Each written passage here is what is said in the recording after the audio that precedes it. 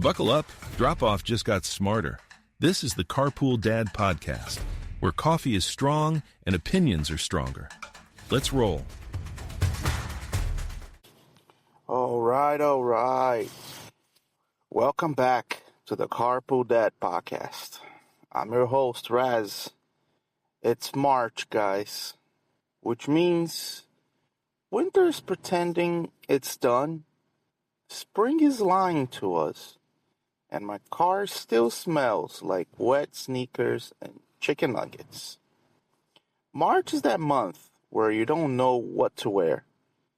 You leave the house in a hoodie, come home in shorts, and somehow still get sick. Also, March means daylight saving times happened, and I'm still emotionally recovering, and they say you lose 1 hour of sleep. No, I lost my whole personality. My kids woke up like, "Good morning, world," and I was like, who gave you permission to be conscious right now? So, what's going on in the world right now? Everybody's arguing about something. Weather, politics, gas prices, and whether pineapple belongs on pizza. It does not. That's a fruit trespassing.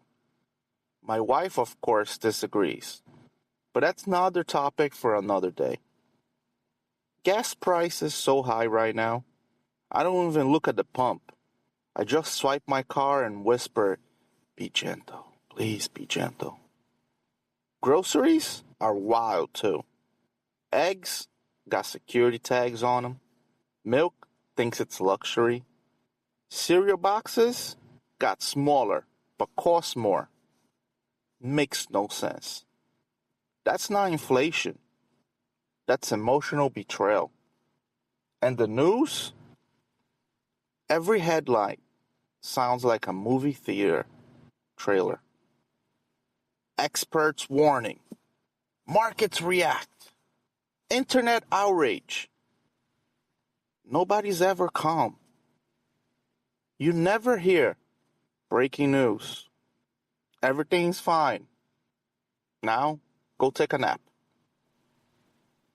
March as a parent means school projects due. Sports starting. Everyone is sick again. And the house looks like a tornado-raised child. Kids come home like, "Dad, I need a poster board, markers, glue, and a shoebox by tomorrow." Wait, what? Tomorrow? What is this, NASA? And why is every school project the same? It's always build something, research something, draw something. Meanwhile, I'm ChatGPTing how to look like a good parent with minimum effort. And sports starts up again. Woohoo! Every parent suddenly becomes a coach. You ever see that dad at a kid's game? We don't know the rules, but we got our own opinions. "Ref, open your eyes." "Sir, they're 5 years old." My kid misses the ball and I'm like, "Walk it off, champ." It barely touched him. He's fine. I got carried away during my son's soccer game last year, and since then, my wife cut me off from going to the games. If someone asks how my emotional state is, not great. Now here's the big one. Pokémon is 30 years old. Let that sink in for a moment. 30. Pokémon is officially old enough to have back pain, complain about music, and say, "Back in my day." I remember Pokémon when it first came out. You had a Game Boy with no backlight. You played under a lamp like you were studying ancient scrolls. You didn't save to the cloud. You saved with prayers. And you had one mission. Catch 'em all. Now my kids play Pokémon with full color, sound, online trades. And I'm like, you don't know the struggles we went through. We had red version, blue version, and a cable to trade Pokemon like it was a black market science. You had to sit next to someone like, don't move, don't breathe, don't sneeze. And for God's sakes, if that cable disconnected, friendship is over. Your starter Pokemon matter too, by the way. You didn't pick based on stats. You picked based on the vibes. Charmander? I like danger. Squirtle? I like naps. Bulbasaur? I'm different. Now Pokemon has like over 1,000 characters. Back then, we had 151. And we respected every single one. Even the weird ones. Like Magnemite? They're just screws. It's not an animal. That's Home Depot. My kids like Pokemon now, but different. They don't train them. They accessorize them. They're like, look, Dad, Pikachu has a hat. In my day, Pikachu fought for his life. Now Pokemon are like influencers. Follow me for electric content. I try explain Pokemon to my kids. You gotta level up, evolve, grind. And they look at me and said, can I just give them candy? Wait, what is this, Pokemon or Halloween? And Team Rocket used to be scary. Now they're just unemployed. Every episode, we're blasting off again. Bro, get LinkedIn.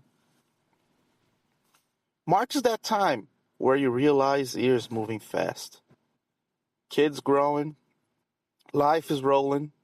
One day they're obsessed with Pokemon. Next thing, they don't want to sit next to you. So I try to enjoy the small stuff. Car rides, bad jokes, random talks, them telling stories that go nowhere. You ever notice kids explain things like, so first, and then, and then, and then. Anyway, I forgot. That's the whole story. But those moments, that's the good stuff. Not the bills, not the news, not the stress. It's like, Dad, look at this.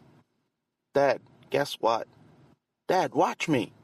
That's life saying, pause here. It's wild raising kids in this world. Everything's digital. Everything's fast. Everything's loud. When I was a kid, if you were bored, you stared at the wall. Now, kids are like, my tablet died. That's not boredom. That's tragedy. I tell my kids, go outside. They look at me, with weather like that? Yeah, guys, with weather like that. We survived outside. Barely. So Pokemon is at 30. That means some of us are older than Pikachu. Which feels disrespectful. But Pokemon taught us, never give up, keep training, and sometimes you just need a nap in a ball. Honestly, that's parenting too. Some days you're Charizard, some days you're Magikarp, just flopping around. So here we are in March. World spinning, kids growing, Pokemon aging like fine berries. If you're tired, you're not alone. If your house is loud, that's life. And if you feel behind, you're not. You're just in the middle of it. And if Pokemon can survive 30 years, so can you. Now go drink your coffee while it's still warm. Go hug your kids before they turn into teenagers. And remember, you don't have to catch them all. Just show up for ones in the car. Alright, that's a wrap for today, guys. Same car, same chaos, same dad. See you next ride. Thanks for riding with the Carpool Dad podcast. Now park the car and find a snack before the kids do. See you next ride.